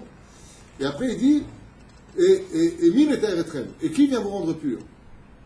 C'est extraordinaire. Rabbi Yehuda Tzadka, il dit, fais attention. Le jour de Kippour, toi tu viens faire ta teshuva à toi. Mais ta teshuva à toi par rapport au potentiel que Dieu t'a donné, elle est naze. T'es loin du con. Alors c'est chassid, c'est relatif en français. C'est chassid par rapport à ce que tu aurais pu faire, c'est relatif. Mais Kippour, on a quelque chose d'extraordinaire qu'on n'arrive pas à vivre. On le sait, on l'entend, mais on n'arrive pas à le vivre. Ou mim et eretrem. Basé ou mim et eretrem. Mi, c'est combien de gematria? Même, you, 50. 50 degrés de pureté. Parce qu'à Kadosh Baruch Hu, maintenant, lui aussi, il vient te rendre pur. Maintenant, quand Dieu fait quelque chose, il le fait comment? Ratachem, Temima. Quand Kadosh Baruch Hu fait quelque chose, comment Dieu il fait les choses? C'est toujours Shalem. Ce qui fait que le jour de Kippour, ouvrez bien grand vos oreilles, parce que rien que pour ça, cette phrase-là, vous pouvez danser jusqu'à Kippour maintenant. Omer Rabbi Yehuda Tzadka. Vezekol avdel damar Rabbi Akiva ashrechem. Heureux est votre sort, vous ne vous rendez pas compte de ce qui se passe. Vous venez vous rendre pur, vous êtes parti au mikvé, vous avez fait vos dot de la veille de Kippour, vous avez tué 8000 poulets, vous avez donné 1 million de tzedaka. Mais par rapport aux fautes que vous avez fait, vous croyez quoi? Que vous êtes débarrassé du problème? Votre tiour, c'est-à-dire votre pureté, elle est chassid, elle est relative. Il faut que je le marque ici, je n'arrive pas à le dire en français. Elle est relative. Ouais, relative pourquoi? Par rapport à ta crasse. C'est comme ton gosse, il vient de voir, il te dit, papa, hein, j'étais plein de regarde, je me suis lavé les mains. Baba, t'en as sur le nez, t'en as sur le front, t'en as... C'est vrai que tu t'es nettoyé un peu de partout, mais là, il y en a encore. Alors, qu'est-ce qu'il fait le père? Lui, il dit, attends, viens mon fils avec moi, il fout un bon bain, et là, il le lave lui-même. Quand il le lave, il va regarder avec ses yeux, où est-ce qu'il est encore un peu noir, et il le nettoie. Il dit à Kadosh Baruch Hu, quand lui fait quelque chose, il dit, c'est Shalem. Shlemut, ce qui fait que quand tu sors de Kippour, tu es 100% là-bas. Tu peux taper des mains, je dis, moi j'ai vu ça, je me suis mis à danser. Vous vous rendez pas compte? Là on écoute des choses comme ça, vous vous rendez pas compte. Voyez une seule affaire que vous avez fait dans votre vie, vous allez me gérer sur place, allongé à vie sur un brancard. Omer Lechin, tout le monde est lavé le jour de Kippour. Même les gens qui viennent d'aller là, genre. C'est quelqu'un qui passe. Ah ouais, je sais pas c'est quoi, il lit pas. Ça fait longtemps qu'on se voit. Attends, juste un instant, je veux juste finir, parce que vous avez des choses iniflables, vous vous rendez pas compte? Le juif qui mange à Kippour, il est lavé. Non, il est carré. Si Chaz Shalom, le juif se sépare et il mange à Kippour, il est carré. Il n'est pas concerné par le problème. Il ne mange pas, Non, c'est des malades, c'est évident. il On ne va mange pas pas, mais il ne vient pas la hein? sienne. Hein? Il ne mange pas, mais il ne vient pas la sienne. Oh, c'est une grande marloquette. C'est marloquette dans le Talmud, à savoir, est-ce que si le juif lui-même, il vient à la synagogue, mais il ne fait pas de chouva à la limite. Tu sais, le mec, ce qu'il fait, il reste avec sa Goya. Il continue à manger chez Hippopotamus. Il va toujours à la Scala à Paris. Et j'en ai pas au vous. Il n'a pas changé. Au whisky à gogo. Il est toujours pareil. Il passe de la boucha au whisky. C'est vrai. Le mec au Mishtalé. Alors, justement, je fais une parenthèse pour répondre à ta question, Moti. Tout le Inyan de Yom Kippour démarre du renvoi de Hagar qu'on a vu justement à Rosh Hashanah. Hagar est renvoyé. Son fils Ishmaël est en train de crever. Et Ishmaël va prier. Ishmaël va prier à dire à Hachem, ok, j'ai fauté, je te demande pardon. Voilà que Hachem lui fait un miracle, et il fait Ber Roïn, il fait un puits, et il peut s'abreuver, il peut boire, je ne sais pas comment on dit. En tout cas, il se sauve la vie. Rachid intervient au nom de la Gemara et dit, Ribon Shalom, qu'est-ce que tu as vu, Ishmaël est une nation dangereuse. Comme ça, dit Rachid de chez nous, pas Rachid de chez eux, Rachid, Rabbi Shlomo Yitzhaki. Et il dit, comment tu peux laisser vivre Ishmaël? Et Dieu intervient et il dit, je suis obligé. Pourquoi je suis obligé? Il dit, Ba'asher ou Sham. Qu'est-ce qu'il est maintenant? Rachid dit, Tzadik. Bon. La seule fois qu'on a vu Ishmaël Tzadik, c'est à ce moment-là, quand il a crevé. Incroyable. Quand vient Yom Kippour, et que nous, maintenant, on est sincère dans notre teshuva, mais après on va retourner à nos bêtises. Est-ce que ça a la force de nous rendre purs, alors que Dieu sait que demain, on va... Je me rappelle à Paris, sans faire de kitrouille, je dis ça en plaisantant, mais c'est un peu vrai. On sortait du chauffard, le Kippour n'était pas fini, on allait à la boulangerie en face manger un gâteau riz. Strictement, taref la madrine, la madrine. Est-ce qu'on était pardonné ou pas? Oui, parce qu'à ce moment-là, tu étais... Voilà, exactement. Maouchab, regardez Rachid ce qu'il dit en tête. Maouchab, qu'est-ce qu'il est maintenant? Maintenant, il est tzaddik. Je lui ai dit, moi, je me juge qu'au présent. Donc, Kippour, grâce au fait que, quelque part, il a pardonné à Ishmaël parce qu'au présent, il a fait tchouva, alors que tout de suite après, il comptait faire des bêtises, de la même façon, le peuple d'Israël est jugé toujours au présent. Ce qui fait qu'à Kippour, même si tu ne comptes pas faire après tes tchouva, on est tous pardonnés. Ba'asher ou Sham. Donc, si cette personne-là ne veut pas faire tchouva, Ba'asher ou Sham, ou Racha, Azlo sur le. Maintenant, quel avantage on a à Kippour? C'est quand même énorme, je vais vous le dire dès maintenant, comme ça vous gardez un bon souvenir de cette fête extraordinaire de Kippour. Un homme doit $1 million à son roi. Et puis, il vient le voir et lui dit, voilà, je te rembourse petit à petit. Voilà $50 000. Voilà $100 000. Voilà $120 000. Voilà. Il arrive à la fin et il dit, maintenant tu dois rembourser toute ta dette. Oui, bien sûr. Voilà $5 000, c'est tout ce qui manque. Tous les Kippour que nous passons, par rapport à toutes les fautes que nous avons, nous finissons l'année des dettes. Ce qui fait que si une personne fait parfaitement Kippour et qui meurt, sur combien d'années il va rendre des comptes? Sur zéro. Sur zéro. Donc c'est bien de mourir en fait. Je vais te dire ça. Kippour sort, tu fais tchouva. Tu meurs. Ça veut dire- C'est mieux. Moi, j'ai pas envie de mourir, ni à Kippour, ni Non, ailleurs, c'est mais, mieux. si tu veux. Celui qui meurt, Si cet homme-là, celui qui meurt le matin, le matin. L'oncle Voilà. de ma femme, il arrive à la synagogue. qui L'oncle de ma femme, Oui. il y a 25 ans, il arrive à la synagogue à Marseille. Il a mis son talit et s'est épaulé, il est mort. Ok, fais-moi. Mettre Betchouba. C'était S'il matin. arrive à la synagogue jour, Kippour avec un talit et qu'il est mort, mettre Be'itou Shel Mitzvot. Ah, parce que c'était matin. Il aurait valu peut-être à l'année. Il est quand même lavé la veille, frère. Vous savez, je veux dire quelque chose. Il y a la machine à laver qui lave, il y a le produit que tu mets dedans. Le produit que tu mets dedans, c'est ta tchouva. La machine à laver qui va te laver avec des jets d'eau, c'est Hachem qui le fait. Tu ressors nickel de toute façon. Vous ne vous rendez pas compte ce que c'est Kippour. C'est-à-dire, si un jour on pose la question quel est le plus beau jour de la vie d'un juif, vous pourrez répondre son problème Kippour. Parce que c'est ce qu'il dit, Ashrechem Israël. Ashrechem, vous vous rendez pas compte. Rabbi Akiva, quand il a compris c'était quoi Kippour, il a dit, mais soyez heureux toute l'année. Pourquoi? Parce que Kippour, vous vous rendez pas compte. Attention, pas je faute, je compte sur Kippour. Vous n'êtes pas idiot. Allez, cette notion-là. Je voudrais juste venir avant, tu poses des questions des gens qui nous regardent, je pas en tête. À propos du travail d'Hachem. La Gemara nous dit comme ça, là où se tiennent les Chosrim B'Tchouva, En Tzadikim Gomrim Echim Lamodbo. D'accord? Là où se tiennent des gens qui ont fait Tchouva, des gens qui n'ont jamais fauté, ne pourront jamais se tenir là où des gens ont fauté ou ont fait Tchouva. Pourquoi? Et bien c'est exactement l'histoire de Kippour. Parce que quand un Tzadik fait des mitzvot, alors, quand un Tzadik fait des mitzvot, ouais, d'accord. Tzadik fait des mitzvot. Les mitzvot, elles sont belles ou elles sont pas belles? Elles sont belles. Okay. Et si c'est Hachem qui lui-même fait la mitzvah, qui est la plus belle? Hachem, c'est toujours plus beau, c'est un artiste sans défaut, Hachem. Okay. La différence, c'est ça, Yom Kippour. Écoutez bien pourquoi c'est si beau. Parce que le mec, il a fauté. Il arrive à Kippour. Ashrechem Israël, il fait mi atem tarim, ou mi metaeretrem. Ce qui fait que les mitzvot que tu as fait, qui vient les réparer maintenant, les redessiner? C'est Hachem. Ce qui fait que toutes tes mitzvot deviennent parfaites le jour de Kippour. Et tes avarot sont pardonnés. D'où l'expression d'Akadosh Baruch Hu. Non seulement tes fautes sont pardonnées, Zerek ben Adam la makom. Zerek ben Adam la makom. Bravo. C'est entre l'homme et son créateur. Mais par exemple, imagine un peu, Chaz v'Shalom, l'ange que tu as fait des tefilines, tu l'as mis en pensant à la banque à Poalim. Donc tu as un ange qui est fait avec les tefilines, et ici il y a marqué banque à Poalim, sans le faire depuis. Quand il arrive devant Hachem, il dit c'est quoi cette tefilines avec banque à Poalim dessus? Qu'est-ce qu'il fait Hachem à Kippour?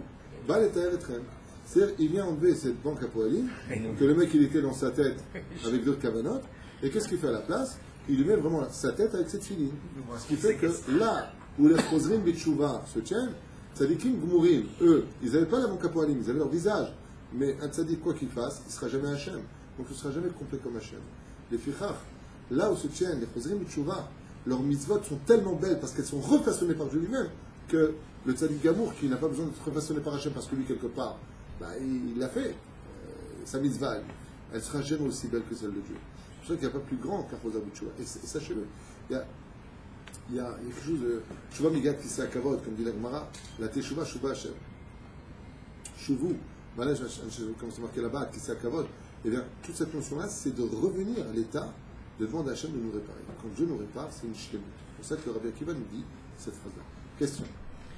Surtout par rapport à cette année, c'est ton Shabbat. Donc d'abord. Alors, j'en ai parlé, je crois, quand ce matin, hier. Ce matin, j'ai parlé de ça. Alors, le fait que Kippour tombe Shabbat, c'est un super cadeau d'Hachem, pour deux raisons.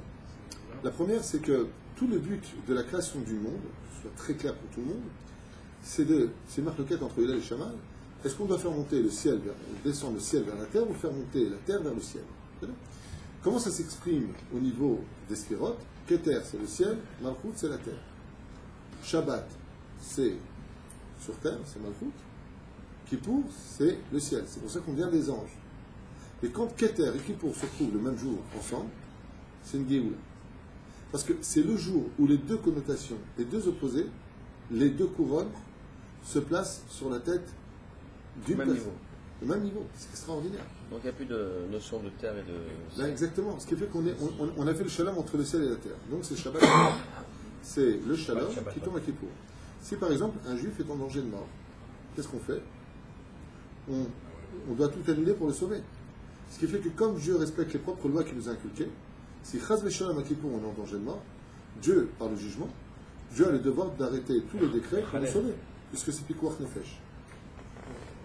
Ce qui fait que ce Kippour que nous avons annonce, à mon avis, peut-être, je déteste me prononcer sur ce genre de choses, j'en vois pas l'intérêt en plus, puisqu'on attend la Géoula chaque jour, mais quand on Kippour avec Shabbat, c'est très propice à la Géoula, surtout que 2018, selon ce que j'ai étudié, c'est l'année de la Malchut. C'est-à-dire c'est l'année du développement du Mashiach. Qui vivra verra, je ne vais pas m'attarder à ça, mais 2026, 2018, selon les lois, on revient dans le cycle des sphérotes, c'est très propice à la Malchut.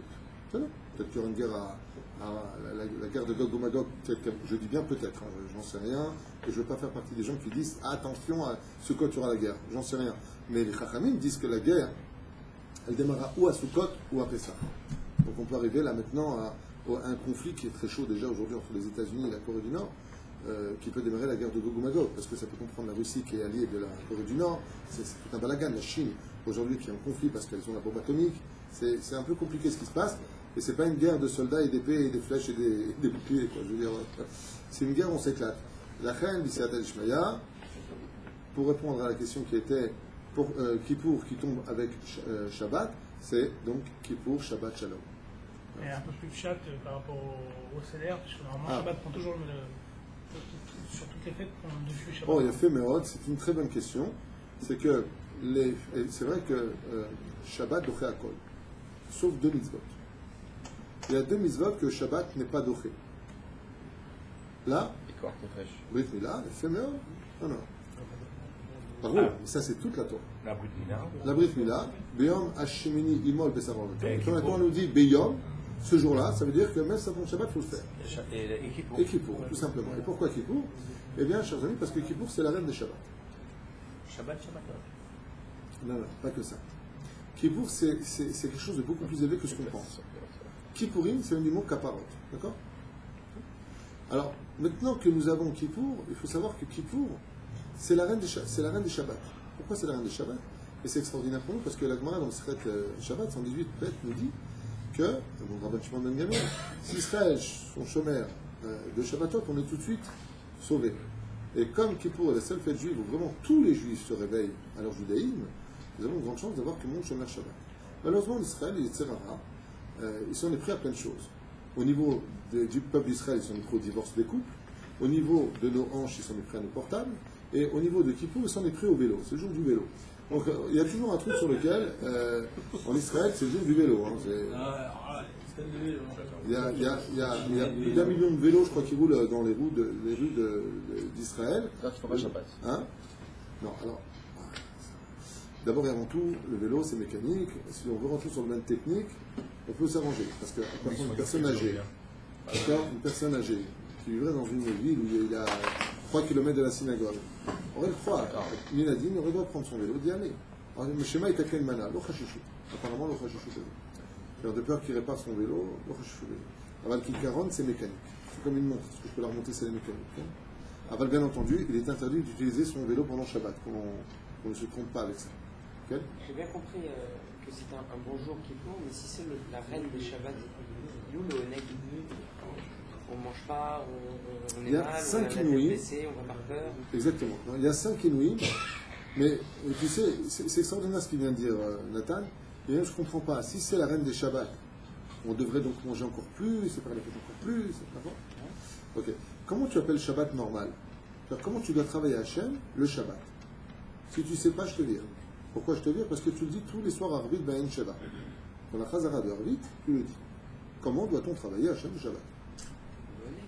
Lefanamna avot be'ir avafacha. Que non, on juste croire que ça veut dire que c'est comme ça qu'on travaille. C'est-à-dire que le Shabbat, attention, on doit avoir une Torah de vie, mais le Shabbat, de quoi on doit se méfier? Des mitzvot le ta'aseh. Donc, il faut avoir de la crainte et de la peur dans le fin de Shabbat. Hein? Quand tu vas pleurer à Kadosh, le jour du Shabbat, un jour il était en train de parler, ça a gratté. À un moment il a fait ça. Ah, qu'est-ce qu'il a fait? Il avait peur de faire tomber un poil de sa barbe, il est resté comme ça jusqu'à la fin de Shabbat. D'accord? Il y a pareil un rab, à Bnei Brak, qui avait fait rentrer Shabbat. Il a dit à Mekabel Etzmi, Shabbat Kodesh. Et voilà qu'il part aux toilettes, en sortant des toilettes, quelqu'un tape, c'est des invités, ils arrivent à l'interphone, et sa femme me dit, ouvre chérie, Bali, ouvre-toi, j'ai les mains dans Shabbat va rentrer, quoi. Et lui, il avait reçu Shabbat. Qu'est-ce qu'il a fait? Il a appuyé sur l'interrupteur. En appuyant sur l'interrupteur, comme ça, il s'est rendu compte qu'il était rentré dans Shabbat. Il a retiré, comme ça pris malade. J'ai entendu ça d'un rab, il y en a qui disent que c'est lui, il y en a qui disent comme ça. Non, mais je pense que je peux donner le nom, je ne suis pas sûr. J'ai entendu comme tu dis. Il est resté jusqu'à Motzei Shabbat avec le doigt dessus. Pourquoi? Parce que Mavir ou Mchabé, sourd. Tu n'as pas le droit d'allumer, tu n'as pas le droit d'éteindre. C'est comme les gens, j'adore, les gens qui font Tshuva, ils me tuent de rire. Quand ils aiment les mères, ah sourd, oh pardon, et ils éteignent. C'est fait 2 fois ils sourds. Je dis non, il ne fallait pas éteindre. Ah pardon, alors ils rallument. Arrête de toucher, je ne peux plus. Un exemple comme ça, juste pour revenir sur l'exemple, pour vous poser une question, c'est mieux entre guillemets de laisser le bouton de rester appuyé que de rater toutes les prières bénignanes, etc., etc., que de laisser le bouton allumé. Ça dépend du niveau. Voilà, je pense qu'il t'a répondu, ça dépend du C'est- niveau. c'est- C'est-à-dire que c'est- si le c'est- mec, pour lui, Shabbat, c'est dormir et jouer au chèche-bêche et machin, il peut enlever son doigt et prier. Non, Mais non, quelqu'un qui va Mais, prier, qui va se- mais si tu fais partie des gens qui sont mahmirim le chol hashana, qui font jamais d'Hashanara, qui font attention à ce qu'ils regardent, qui n'ont pas de portable non cachère, qui ce que tu veux. Un mec, je te parle vraiment, pas mahmir, mais en tout cas, il est vigilant dans tout, pas une seule seconde. J'ai entendu hier le programme du Rav Kanevski. Quel est sa vie? Je ne savais pas.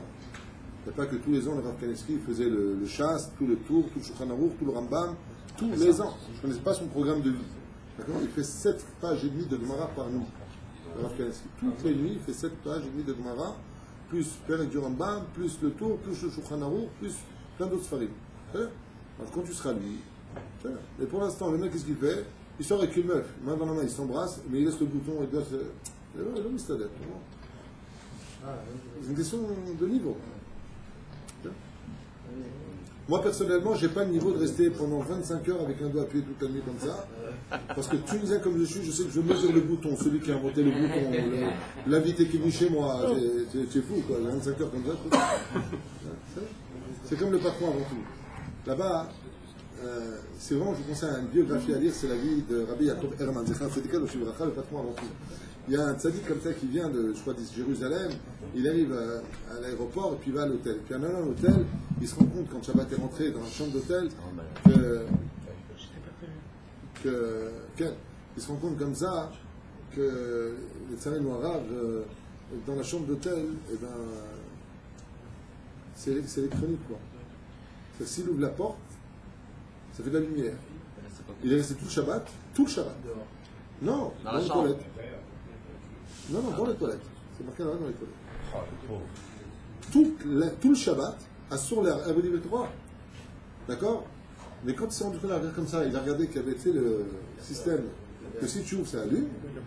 Et c'est avec une noura. Noura, c'est sourds hamour. Il fait un sourd de bonnet. Bonnet de Shabbat. C'est avec le filament. Ouais. C'est noura vaillant. Il est resté dans les toilettes tout le Shabbat. Moi, la vérité, je serais passé par le mur. Je casse le mur, je ne peux pas rester pendant 24 heures, je deviens fou. Lui, sa seule inquiétude, c'était de ne pas décevoir Hachem dans ce genre. Je peux avoir mes niveaux. Moi, je n'ai pas ce niveau, personnellement. Moi, je n'ai pas ce niveau. Je l'ai lu, celui-là. Excellent. Je l'ai lu à 3. C'est 3 ans. Oui, hein, tu l'as lu? J'ai une autre question. Quel? Les avérotes qui se transforment en mitzvot le jour de Sukkot. Ça me dérange. Quoi? Les avérotes qu'on transforme en mitzvot le jour de Sukkot. Oui. Que vous avez évoqué. Est-ce que celles-là, elles sont chalem ou elles sont pareilles, yachassites, quoi, relatives? Est-ce qu'elles vont être profationnées pour Hachem pour qu'elles soient parfaites ou elles seront basiques comme nous on les a faites? Alors, c'est toute la différence. C'est que quand une personne fait tchouva be'ahava, toute la vérote d'elle-même devient blanche. Il y a quelque chose de phénoménal qui se passe. Comme dit Zohar Kadosh, quand un homme décède, les anges noirs se tiennent derrière, de peur qu'il fuit, les anges blancs se tiennent devant pour le faire honneur. C'est pas une blague. Il y a des morts cliniques qui l'ont vu, qui disent que vraiment c'est comme le Zohar dit. Maintenant que vous retenez à lui, ces anges noirs qui sont noirs et qui sont vraiment musiqués deviennent réellement blancs. C'est pas une blague. C'est vraiment celui que tu vois béhar. Pour l'histoire d'un rave qui faisait des séminaires, comment il s'appelle? Très très connu, Rav Ziegler. Rav Ziegler était un des plus grands marzirs de Tchouva de son époque, avec Arachim, il faisait des séminaires dans le monde entier. Il raconte qu'une fois, il a rencontré un homme qui était devenu rebelle de la Torah. Il en a eu marre de ses épreuves. Frappé par des épreuves qui n'en finissaient pas, le mec, ras-le-bol. Qu'est-ce qu'il a fait? Il a eu un cours du Rav Ziegler. Et vous savez que Rav Ziegler, il avait une force de la parole incroyable. Tu as déjà entendu le cours de Rav Ziegler? Il te fait un cours, ta tête se retourne. Pourtant, c'est pas les secrets qui vont te sortir. Mais quand il te parle, tu as l'impression qu'il vient de l'endroit d'où il te parle. Ça, c'est un témoin oculaire. Il avait une force, Dieu lui a donné la bracha dans la Torah. Et Péléplaï, il y a un juif qui est là-bas et il écoute son cours et il a un peu les boules. Le Rav Ziegler vient le voir, il lui dit pourquoi t'es mal? Il lui a dit je suis mal parce que toutes les tchouvas qui existent au monde sont possibles et pas les miennes. Il lui dit qu'est-ce que tu as fait de si grave pour que Kippour ne puisse pas te pardonner? Il a dit moi voilà, je suis tellement révolté contre Dieu que vivant à New York, j'ai pris un billet d'avion pendant Shabbat. J'ai voyagé en Israël, c'est à l'époque de Delta qui vient en Israël, Et le jour de Kippour, je suis monté au Kotel, là où c'est interdit d'aller, sur le parvis. J'ai allumé un cigare, et au-dessus du Kotel, je fumais. Je fumais comme ça. Voilà. Ça veut dire je tends un air. Voilà ce que j'ai fait. Maintenant que vous avez fait votre cours, vous m'avez cassé la clipa, j'ai les boules, qu'est-ce que je fais? Il dit, tu te rends compte si tu fais tchouva? Il dit, la vera que tu as fait, elle est aussi grosse qu'un océan. Si tu fais tchouva, ben là. Ça veut dire que tu auras une mitzvah qui va être aussi gros qu'un océan. Qu'est-ce qu'il a fait cet homme-là? C'est-à-dire que plus ta vera elle est grosse, plus tu pleures dessus, plus tu fais tchouva, plus tu demandes pardon, plus tu es sincère, plus tu reviens vers Hachem, plus cette gravité devient, quelque part, mais pour toi, c'est marqué dans Masechet Yoma que tout ce qui est Chilul Hashem, Kippour ne pardonne pas, il n'y a que la mort qui peut pardonner. C'est le degré de faute. Je ne parle pas de Chilul Hashem. Quoique là, Chilul Hashem, non, alors, même le Chilul Hashem, ça veut dire quoi? Hachem pardonne. C'est comme quelqu'un d'honnête, c'est ton meilleur ami, il n'y a pas mieux que lui au monde, tu fais tout avec lui, machin, tout chouette. Puis le mec, il dit voilà, Stéphane, excuse-moi, mais je dois partir. D'accord, tu peux me rendre les clés de. Tu peux me rendre les clés? C'est ça, tu peux me rendre ce que tu me dois? Demande ce que tu me dois. C'est bien, je m'en vais. Ça ne fait pas de mauvais amis. Hachem, il dit quoi? Il dit celui qui a fait un chilul Hachem et qui fait vraiment une grande teshuva, je deviens tout de suite ami d'Hachem. Seulement, tu sais, tu peux me rendre, le jour de la mort fera la capara du chilul Hachem. C'est-à-dire que sa mort fait la capara, mais il reste toujours l'ami d'Hachem. Tu comprends ce que je veux dire? Est-ce que toutes les morts elles font le capara? Pardon? Est-ce que toutes les morts elles font le capara?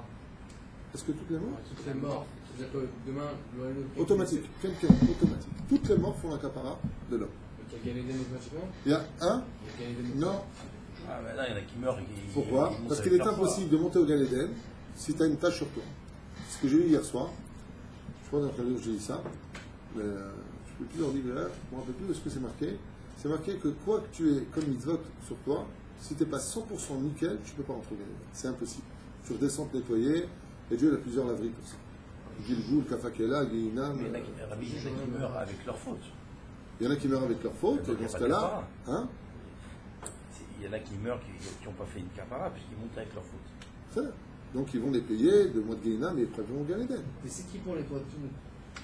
C'est qui non, envers Hachem, pas envers l'autre. Alors, qui peut encore une fois?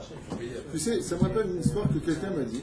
Un jour, je tombais sur un jeune homme qui m'a dit, moi, enfin un jeune homme, un mec avec 45 ans, il m'a dit, c'était aux États-Unis, j'avais fait 8 jours de séminaire. Il m'a dit, j'ai adoré vos cours, machin tout chouette, mais je ne veux plus continuer à venir. Je lui ai dit pourquoi? Il m'a dit parce que moi j'ai tellement fauté que je ne vois pas de teshuva possible. Je lui ai dit, tu te trompes. Les paroles, c'est bon, c'est bon, c'est bon. Donnez-moi une seule bonne réponse, voilà, pour que j'accepte de continuer à faire teshuva. Je lui ai dit exactement la phrase suivante. Le fait que tu vives aujourd'hui, ça prouve que Dieu t'attend. Parce que s'il ne t'attendait pas, tu serais mort. Ce qui fait que tant qu'une personne vit, c'est une preuve flagrante que Dieu l'attend. C'est une erreur que commis Resh Lakish, Elisha ben Abouya, commis cette erreur. Elisha ben Abouya, quand la Bat-Kol est sortie, qu'elle lui a dit malheur à toi qui n'a pas de monde futur, ben, qu'est-ce qu'il a fait lui? Il a dit puisque c'est comme ça, je vais aller jusqu'au bout de toute la vérité. Il s'est rebellé contre Dieu, à cause de Maïmaïm, toutes sortes de sujets qui sont très profonds. Mais Elisha ben Abouya, du haut de sa séance et de sa Torah, avait oublié un détail. C'est que si vraiment il avait tout perdu, pourquoi il aspire encore? C'est-à-dire que, sachez, chers amis, que tant que vous vivez, que vous avez pris une femme mariée, vous avez volé des gens, vous avez fait des chilul Hashem, vous avez été des délateurs, que des mots mal élevés, tant que tu vis, c'est que tu as encore la possibilité de réparer. Après la mort, ça devient compliqué. Mais tant que tu vis, c'est que Dieu t'attend. Et tu peux encore tout réparer. Tout. Une très belle histoire, peut-être qu'Acher s'en rappellera du nom, je ne me rappelle pas moi personnellement. Je vais parler de Kippour qui fait des miracles. Vous êtes des Chachamim. Là, il y a eu Yom Israël, une des raisons qui est donnée à l'épisode, chez Yom Kippourim, Nesugal, la Sot, Nissim Niflaot. On raconte l'histoire de cet homme dont le nom m'échappe. On va l'appeler Rosenblum sans le froisser. N'importe quoi, c'est un nom fictif que je donne. Qui, après avoir vécu malheureusement la Shoah et perdu toute sa famille, avait décidé de mettre un terme entre lui et son créateur, la tradition juive. Plus rien. Et Cet homme-là, dans l'avion, a commandé exprès un plateau non cachère à cette époque pour aller en Israël, pour un voyage, je ne sais pas où. Et le juif qui était à côté, un jeune rave comme ça, il l'a regardé en lui disant « Vous êtes juif ?» Il a regardé comme ça, le vieux, il a dit « Oui, je suis juif. Et si tu veux savoir si c'est du porc, c'est du porc. » Il lui dit « Chaval. » Il lui a dit « Non. Quand tu auras vécu ce que j'ai vécu, quand tu auras passé ce que j'ai passé dans ma vie, tu comprendras. » Il lui a dit « Je ne suis pas là pour juger, mais si vous pouvez me commander un plateau cachère, pourquoi manger du porc ?» Il lui a dit « C'est comme ça. » On observe. Voici que l'année passe, et ce vieux se retrouve à Jérusalem, à Mea Shearim. Je sais cette histoire est très très connue, elle est très belle. J'ai oublié le nom. Tu te rappelles le nom, toi? Tu te rappelles le nom, Maurice? Hein? Bon, on va l'appeler Rosenblum, je ne me rappelle pas du nom, c'est pas grave. Et voilà qu'en marchant dans les rues, le jour de Kippour, il retombe Mina Shamaïm sur ce même personnage, ce jeune rabbin qu'il avait rencontré dans l'avion. Il dit « Ah, je vous rappelez de moi? Oui, je me rappelle très bien de vous. Qu'est-ce que vous faites là ?» Il lui dit « Je suis venu me promener à Jérusalem, je suis en vacances. » Le mec, il a pris le taxi tranquille pendant Kippour, il se promène. Il dit « Bon, maintenant que tu es là, il y a plein de synagogues à Mea Shearim. Tu veux pas venir au moins dans une synagogue, dire quelque chose et tout ça ?» Et à force de parler, il a dit « Tu sais quoi? Je veux bien, moi, les jours de Kippour, faire une bénédiction. » Il lui dit « Une bénédiction pourquoi ?» Il lui dit « Aujourd'hui, c'est l'ascara de mon fils. » Quand j'étais dans les camps de concentration, le jour de Kippour, ils ont tué mon fils. Les Allemands, les SS, ils m'ont pris mon jeune fils, qui avait 7 ans. Ils l'ont enlevé de mes yeux, ils l'ont tué. Il a dit justement, si ton fils est mort à Kippour, viens dans ma synagogue et demande-lui qu'on fasse la shkava pour lui. Au moins pour ton fils, si toi t'es fâché, au moins pour lui. Et voilà que ce vieux accepte. Il va à la Beth Knesset et il voit un mec robuste comme ça, assez haut de taille, assez beau, une belle barbe, qui le regarde et il lui dit voilà, vous pouvez faire la shkava pour mon fils? Il dit bien sûr. Alors les noms que je donne sont pas les vrais noms, je ne me rappelle plus, excusez-moi, j'ai pas plus de tête.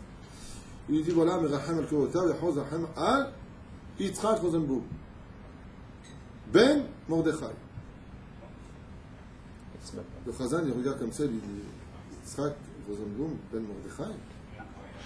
Il dit mais je m'appelle Yitzhak, Ben Mordechai, et je suis Rosenblum. Le père, il le regarde comme ça dans les yeux, et le jeune, il regarde papa.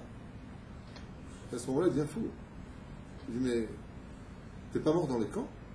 Il dit non, j'ai été emmené et j'ai pu m'échapper. J'ai été pris par une famille. La guerre s'est finie. J'ai fait mal en Eretz Israël. Je suis rentré en yeshiva. Et je suis rave. Merci Père. Mata Zekara, Beyam Kippourim. Kharamim, ils disent, bon, ça c'est une histoire, il y en a plein d'histoires comme ça que Yom Kippour, mais à Pech et Adin, mais à Pech et Gamre. Pourquoi? Shrechem Israël. Celui qui va en rendez-vous avec Hachem pour changer sa vie, c'est Dafka Kippour. C'est pas la peine de venir voir des. Qu'est-ce que je fais pour mes affaires avant Kippour? Ça sert à rien. Fais Kippour et après laisse faire le reste. D'abord, tu fais Kippour. Après laisse faire le reste. Pourquoi? Parce que ce qui met à Kev le Mazal, ce qui met à Kev, ce qui retarde, ralentit, pourrit le Mazal de l'homme, c'est ça, Véro. Mais si le jour de Kippour, tu te nettoies tes fautes, et tu fais ta souka, et tu es Manin Bachem Belunash Lema, tout ton Mazal se renverse. Toute ta vie se renverse. Et si toi, tu ne vois pas de changement dans ta vie, c'est parce que toi, tu n'as pas changé après Kippour.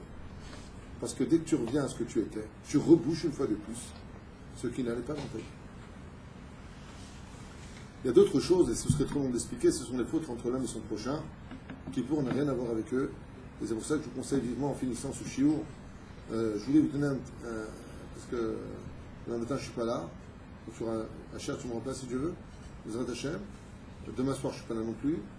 Le mercredi matin, je suis pas là, je suis à Natania. Le mercredi soir, je suis en cours à Natania. Donc on se verra jeudi matin, B'li-Neder, que Dieu me prête longue santé et vie à vous tous et à moi-même. Et j'en profite d'ailleurs pour vous dire à vous tous, Mechila ou Sicha avec Kapara. C'est pas facile d'être rave, sachez-le. C'est pas simple. C'est beaucoup de responsabilités, c'est beaucoup d'annulation de soi, c'est beaucoup de remise en question. Il faut faire attention à tout ce qu'on dit. De côté, on n'est pas là pour plaire. De côté, on dit des vérités. Il y a plein de rabbinim qui m'en veulent. Parce que j'ai dit que les rabbinim de France, certains en tout cas, endormissaient le peuple juif en France. C'est ce que j'ai dit parce que c'est ce que je pensais, très sincèrement, sans vouloir froisser personne. Donc j'étais peut-être un peu dur. Mais on construit plein de mises sur le dos d'une avéra. Donc pour toute personne froissée par un de mes propos quelconques, et là, Uslicha, avec Kapara, en mon nom, au nom de Rabbi Hacher qui enseigne, au nom du président Sophie Toussi, Bétar que c'est des Gabaïm, hein, Maurice tous les ans il se fait déchirer ici pour les places, c'est horrible, c'est horrible. C'est d'avoir un rôle à jouer dans la communauté, c'est bien, hein, mais c'est très difficile. C'est très difficile parce que voilà, c'est toujours prendre de place, pour qui tu te prends, c'est non-stop. Dans les enseignements, c'est je ne comprends pas comment vous jugez. Je ne juge pas, je t'explique une situation où on est marqué dans la Torah, je fais quoi? C'est l'opachut. Avant le Mitzatcheni, Assour Chaz Vesham Nigrom Shuntzar, de la reine à la veille de ce Kippour, puisqu'on est dans la dernière semaine, que chacun de vous prenne sur vous, Bezrat Hashem, cet effort de me pardonner, une pagati bachem, si j'ai voté contre vous par la parole, par une action ou des choses qui ne vous ont pas plu. Je ne changerai pas mes paroles par contre, parce que ce que je dis c'est Torah Temet, aval de l'autre côté, mais fila de ne pas avoir trouvé les mots que j'aurais dû employer pour que cela se résonne bien dans vos oreilles. Voilà, Nachen Yom Kippour, lo mechaper ben adam la chavero. Et sachez que la relation entre un homme et son prochain, dans certains cas, est encore plus importante que la relation entre un homme et son créateur. Derech eretz kadma lator. C'est pour ça que Dieu nous a mis juste en face de je suis l'Éternel ton Dieu, tu ne tueras pas. Juste en face. Ne fais pas de mal à quelqu'un, ne le tue pas avec tes mots, ne lui fais pas de mal, comme c'est marqué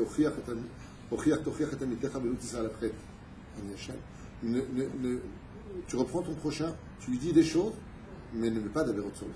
C'est-à-dire, le but c'est de construire et de ne pas détruire. La Chen Yom Kippour, c'est tous ces rendez-vous, des caparottes, des 6 repas, de plein de choses à faire. On se reverra Bezrat Hashem jeudi matin pour les femmes enceintes. Beaucoup de téléphones sonnent et résonnent dans ce domaine. Est-ce que je dois jeûner, je ne dois pas jeûner? Je fais juste une brèche. Toutes les femmes qui ont 3 jours d'accouchement sont obligées de ne pas jeûner à Kippour. 30 jours, elles jeûnent. Ceux qui sont arrivés à terme jeûnent aussi. Le 9e mois, Chayevim Latsoum. Dans quelles conditions? C'est ce qu'on verra Bezrat Hashem jeudi, sans angoisse. Mais par contre, toute femme enceinte qui dit je veux manger, miyad machilimota, tout de suite on lui donne à manger. Pourquoi une omelette? Pour qu'elle aille se faire cuire un œuf. C'est romantique, toi. Voilà. Zaya Perouche Davar, en mon nom de toute l'équipe de OL Moshe, que ce soit de Tedvav, de City, au nom de mon épouse, que Dieu la bénisse pour tout le travail qu'elle fait, toute l'équipe Luminé M, vraiment qu'on se souhaite un très bon Yom Kippour, un Tzom calme, même si c'est Achamisha Inouim, et que ce Kippour soit le dernier de nos vies, puisque s'il y a la Géoula, il est évident qu'il n'y aura plus de Kippour, c'était que le Kippour qu'on connaîtra dans le nouveau Beth Amikdash, et là il n'y aura plus les 5 Inouim, ce sera un Kippour de joie, de danse, d'amour, un Kippour complètement différent. Je ne veux pas dire une nouvelle Torah, mais une autre façon de vivre la Torah, c'est sûr. Baruch Adonai L'Olam Amen. רצה הקדוש ברוך הוא לבטל את ישראל, פיתח הרבה לנבוא מזאת, שבדבר אדוני, אבס מתוק לא הגיב סורבי.